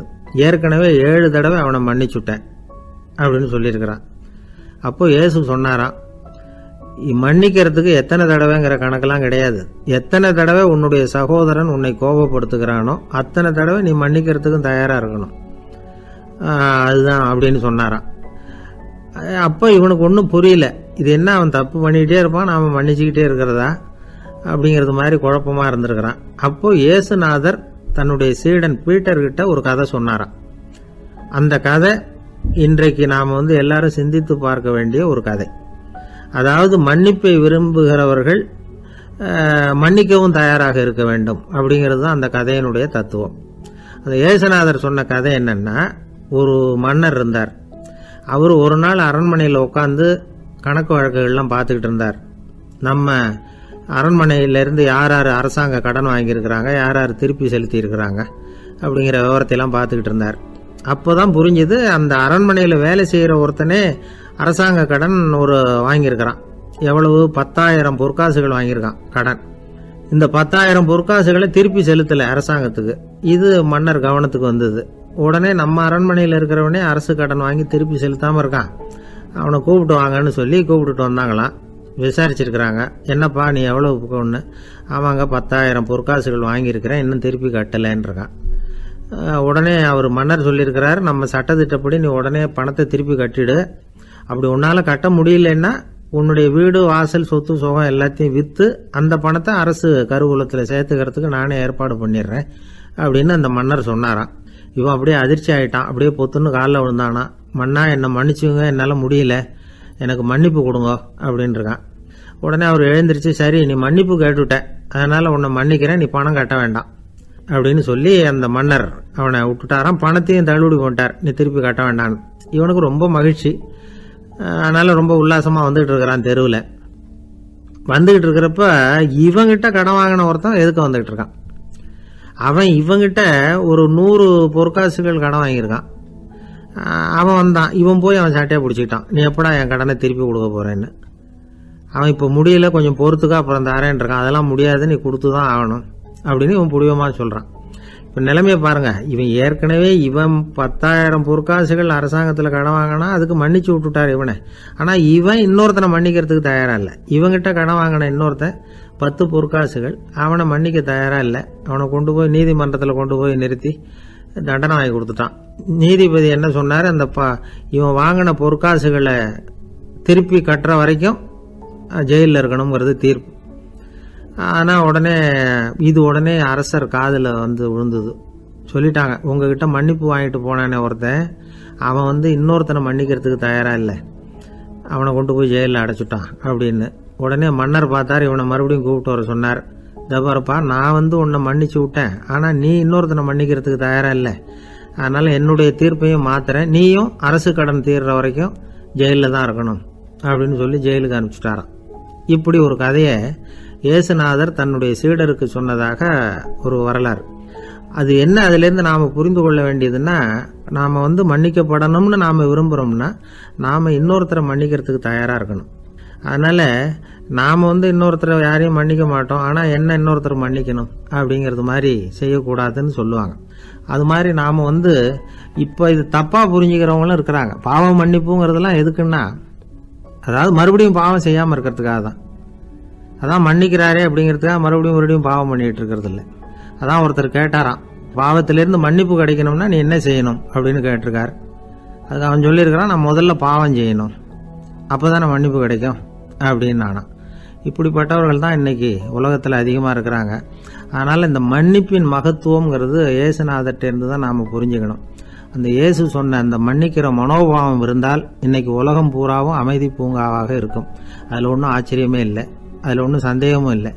அதனால் மன்னிக்கிற மனோபாவத்தை நாம் எல்லாரும் நமக்குள்ளே வளர்த்து கொள்ள வேண்டும். அப்படிங்கிறது தான் நாம் இன்றைக்கு எல்லோரும் சிந்தித்து பார்க்க வேண்டிய ஒரு செய்தி. வயிறு பசிக்குதேங்கிறது சிலரோட கவலை, வயிறு பசிக்க மாட்டேங்குதே அப்படிங்கிறது சில பேரோட கவலை. 2 விதமான கவலைக்கும் வயிறு தான் காரணமாக இருக்குது. வயிறு பசிச்சதுன்னா அது இயற்கை, வயிறு பசிக்கலைன்னா அது வியாதி. ஆனால் பசியையும் நாம் பசிப்பிணி அப்படின்னு தான் சொல்லுவோம். என்ன காரணம்? வியாதியை போக்க வேண்டியது எவ்வளவு முக்கியமோ அதை விட முக்கியம் பசியை போக்க வேண்டியது. ஒரு சமுதாயத்தில் பசிப்பிணியே இருக்கக்கூடாது, அதுதான் நல்ல சமுதாயம். பசியை போக்கணும்னா சாப்பாடு போடணும், பசியின்மையை போக்கணும்னா வைத்தியம்தான் பண்ணணும். இது சம்பந்தமாக எவ்வளவோ ஆராய்ச்சிகள் நடக்குது, நிறைய மருந்து கண்டுபிடிச்சிருக்கிறாங்க. நம்ம உடம்புல பசியை தூண்டக்கூடிய பகுதி எது, இதை முதல்ல தெரிஞ்சுக்கணும் இல்லையா? நாம் சாப்பிட்ற ஆகாரம் செரிக்கிறதுக்கு எது காரணம் தெரியுமா? நம்ம மூளையோட பின்பகுதி தான் அதுக்கு காரணமாக இருக்குதாம். மூளையின் பின்பகுதியில் நரம்பு செல்களால் ஆன 2 வகையான ஆரக்சின்கள் தான் பசியை உண்டாகுது அப்படின்னு கண்டுபிடிச்சிருக்கிறாங்க. 2 ஆய்வாளர்கள் இதை கண்டுபிடிச்சிருக்காங்க. அவங்க 2 பேரும் டெக்சாஸ் பல்கலைக்கழகத்தில் ஹார்வர்டு ஹக்ஸ் மருத்துவ கல்வி நிலையத்தில் பணிபுரிகிறவங்களாம். உண்பது தேவைங்கிறது உணரப்படும் போது மூளையின் அந்த குறிப்பிட்ட பகுதி ஆரக்சின் அப்படிங்கிற ஹார்மோன்களை சுரக்கும், அது பசி உணர்வை தூண்டும் அப்படிங்கிறது தான் அந்த ஆய்வாளர்களின் கண்டுபிடிப்பு. இந்த ஆரக்சின் வேறு சில உயிரினங்கள்லேயும் உண்டு. இப்போ எலிகளில் கூட இது இருக்குது. அதனால் எலிகளை வச்சு இது சம்பந்தமாக ஆராய்ச்சி பண்ணாங்க. எலிகள் உடம்பில் ஆரக்சினை செலுத்தி பார்த்தாங்க. உடனே என்னாச்சு தெரியுமா? அந்த எலியெல்லாம் பசியால் துடிக்க ஆரம்பிச்சுட்டுது. எதையாவது தின்னு பசியை தீர்த்தா போதுங்கிற அளவுக்கு அந்த எலிகள்லாம் அல்லாட ஆரம்பிச்சுட்டுது. இயல்பாக சாதாரணமாக அந்த எலிகள் எவ்வளவு சாப்பிடுமோ அது மாதிரி 8 முதல் 10 மடங்கு அதிகமான ஆகாரத்தை 1 மணி நேரத்துக்குள்ளே சாப்பிட்டு தீர்த்துட்டு தான். சில எலிகளின் மூளையில் இந்த ஆரக்சின் அளவை கட்டுப்படுத்தி பார்த்துருக்குறாங்க. உடனே என்னாச்சு தெரியுமா? அதெல்லாம் சாப்பாட்டை கண்டா முகத்தை திருப்பிட்டு போக ஆரம்பிச்சுட்டு தான். அந்த எலிகளுக்கு பசி எடுக்கலையாம். இந்த ஆராய்ச்சியின் அடிப்படையில் பசியை எடுக்காமல் இருக்கிற மனிதர்களுக்கும் பசியை தூண்ட முடியும் அப்படின்னு சொல்லி ஆராய்ச்சியாளர்கள் தெரிவிச்சிருக்கிறாங்க. ஆக ஆரக்சின் தான் பசிக்கு காரணம்ங்கிறது தெரிஞ்சு போச்சு. சரி, இந்த ஆரக்சின் அப்படின்னா என்ன? அது ஒரு கிரேக்க சொல், அதுக்கு பசின்னு அர்த்தம். நம்ம ஆளுங்களுக்கெல்லாம் பசியை தூண்டுறதுக்கு மருந்து தேவையில்லை, பசியை குறைக்கிறதுக்கு தான் மருந்து தேவை. ஒரு அம்மா டாக்டரை தேடி வந்தாங்களாம். டாக்டர், எங்கள் வீட்டுக்காரருக்கு திடீர்னு அகோர பசி, நிறைய சமைச்சு போடுறேன், அவ்வளவையும் சாப்பிட்டுட்டு கீழே கிடக்கிற குப்பை கூலங்களையும் எடுத்து சாப்பிட ஆரம்பிச்சுட்றார், என்னன்னு கவனித்து பாருங்கள் அப்படின்னாங்களாம். எவ்வளோ நாளாக அப்படி இருக்குதுன்னு கேட்டிருக்காரு டாக்டர். 1 வாரமாக அப்படி இருக்குதுன்னாங்களாம். இவ்வளவு நாளாக ஏன் சும்மா இருந்தீங்க, ஆரம்பத்திலே இங்கே அழைச்சிட்டு வர வேண்டியது தானே அப்படின்னாரான் டாக்டர். அது ஒன்றும் இல்லை டாக்டர், வீடு பூரா சுத்தமாகட்டுமேன்னு பார்த்துக்கிட்டு இருந்தேன் அப்படின்னாங்களாம் அந்த அம்மா. ஒருத்தர் ரொம்ப அவசரமாக போயிட்டு இருந்தார். எங்கே சார் போகிறீங்கன்னு கேட்டோம். எனக்கு வேண்டியப்பட்ட ஒருத்தருக்கு குழந்தை பிறந்திருக்கிறதாக செய்தி வந்திருக்கு, அதுதான் ஆஸ்பத்திரிக்கு போயிட்டுருக்கேன், பார்த்துட்டு வரலாம்னு அப்படின்னார். அப்படின்னா கொஞ்சம் இப்படி உட்காருங்க அப்படின்னோம். சில விவரமெல்லாம் சொல்கிறேன் கேட்டுக்கிட்டு போங்க அப்படின்னோம். உட்காந்தார். அப்புறம் சொல்ல ஆரம்பித்தோம். புதுசாக பிறந்திருக்கிற ஒரு குழந்தைய பார்க்க போகிறதுன்னா அது சாதாரண விஷயம் இல்லை. அதில் ரொம்பவும் கவனமாக நடந்துக்கணும். புது குழந்தைக்கு நோய் சுலபமாக தொற்றும். முக்கியமாக காற்று மூலமாக பரவுகிற நோய்கள் சுலபமாக வந்துடும். அதனால் நமக்கு உடம்பு சரியில்லைன்னா குழந்தைய விட்டு கொஞ்சம் தள்ளியே இருக்கிறது தான் நல்லது. பெரியவங்களை பொறுத்த வரைக்கும் சாதாரணமாக உள்ள ஒரு கிருமி கூட குழந்தைய பொறுத்த வரைக்கும் ரொம்ப மோசமான ஒரு கிருமியாக இருக்கும். சில வெளிநாடுகளில் எப்படி தெரியுமா, பிறந்த குழந்தை தூங்கிக்கிட்டு இருக்கிற ஒரு ரூமுக்கு போகணும்னா போகிறவங்க முகமூடி போட்டுக்கணும், காலணிகளை மாற்றிக்கணும், அவ்வளவு சுத்தமாக உள்ளே போய் பார்த்துட்டு வரணும். பொதுவாக சில ஆஸ்பத்திரிகளில் பார்த்தீங்கன்னா பார்வையாளர்கள் நேரத்தில் விசிட்டிங் ஹவர்ஸ் தாயை விட்டு குழந்தைய தனியாக பிரித்து வச்சுருவாங்க. எதுக்குன்னு நினைக்கிறீங்க? அந்த நேரம் பல பேர் வருவாங்க போவாங்க, அவங்க கை கால் சுத்தமாக இருக்காது. சுத்தம் இல்லாத கைகள் மூலமாக கிருமிகள் பரவும். சுத்தம் இல்லாத கைன்னா மண்ணு தூசி படிஞ்சிருக்கிற கை மட்டும் தான் அர்த்தம் இல்லை. சாலையில் கையை வீசிக்கிட்டு நடந்து வர்றீங்க, குழந்தைய பொறுத்த வரைக்கும் அது கூட சுத்தம் இல்லாத கை தான். தாயை தவிர மற்றவங்க குழந்தைய தூக்காமல் பார்த்துக்கிறது நல்லது. தாய் கூட அளவோட கொஞ்சிறதோட நிறுத்திக்கணும். புதுசாக ஒரு குழந்தைய பெற்றிருக்கிற பொண்ணுகிட்ட மற்ற தாய்மார்கள் ஏதாவது சொல்லிக்கிட்டே இருப்பாங்க. குழந்தைய அப்படி வளர்க்கணும் இப்படி வளர்க்கணும் அப்படின்னு ஏதாவது அட்வைஸ் பண்ணிக்கிட்டே இருப்பாங்க. இப்படி ஓவராக அறிவுரை பண்ணுறது அந்த பொண்ணை குழப்பி விட்டுரும். அதனால் அப்படிலாம் பண்ணக்கூடாது. அந்த பெண்ணே ஏதாவது கேட்டால் கூட டாக்டர் சொல்ல வேண்டிய விவரங்களை எல்லாம் நாமே சொல்லிக்கிட்டு இருக்கக்கூடாது. புதுசாக பிறந்திருக்கிற குழந்தைய மட்டும்தான் இப்படி பார்க்கணும்னு இல்லை. ஒரு நோயாளி குழந்தைய பார்க்க போகிறதுனா கூட ரொம்ப எச்சரிக்கையாக தான் நடந்துக்கணும். ஒரு தின்பண்டமோ விளையாட்டு சாமானோ அந்த குழந்தைக்கு நாம் வாங்கிட்டு போகிறதா வச்சுக்குவோம். அதை நேராக கொண்டுகிட்டு போய் அந்த குழந்தைகிட்டே கொடுக்கக்கூடாது. அதோட அப்பா அம்மா கிட்ட ரகசியமாக கொடுக்கலாம். அவங்க முடிவு பண்ணட்டும் குழந்தைகிட்ட அதை கொடுக்கலாமா வேண்டாமாங்கிறத. அவங்களுக்கு தான் தெரியும் அதோட மனசும் உடம்பும். உங்கள் அக்கறையை காட்டுறதா நினச்சிக்கிட்டு குழந்தை வாயில் எதையும் கொண்டுட்டு போய் போடாதீங்க. போகிறப்போ உங்கள் வீட்டு குழந்தையும் அழைச்சிட்டு போகாதீங்க. இது நோயை வாங்கிட்டு வந்துடும், அல்லது புதுசாக ஒரு நோயை அதுகிட்ட கொடுத்துட்டு வந்துடும். என்னதான் உங்களுக்கு பழக்கமான குழந்தையா இருந்தால் கூட அதுக்கு விருப்பம் இல்லைன்னா பேசக்கூடாது. அங்கே போய் அவங்க பள்ளிக்கூடத்தை ஞாபகப்படுத்திட்டு இருக்கக்கூடாது. நோயில் இருக்கிறப்ப ஸ்கூலை பற்றி பேச அது விரும்பாது. ஆஸ்பத்திரியை விட்டு வெளியில் புறப்படுறப்போ குழந்தைகிட்ட சொல்லணும்னு அவசியம் இல்லை. அதோட அப்பா அம்மா கிட்ட சொல்லிவிட்டு புறப்பட்டா போதும், குழந்தை கோபிச்சிக்காது. சமூக சம்பிரதாயத்தை பற்றி அது கவலைப்படுறதில்லை. இப்படி எல்லா விவரமும் நம்ம எதிரில்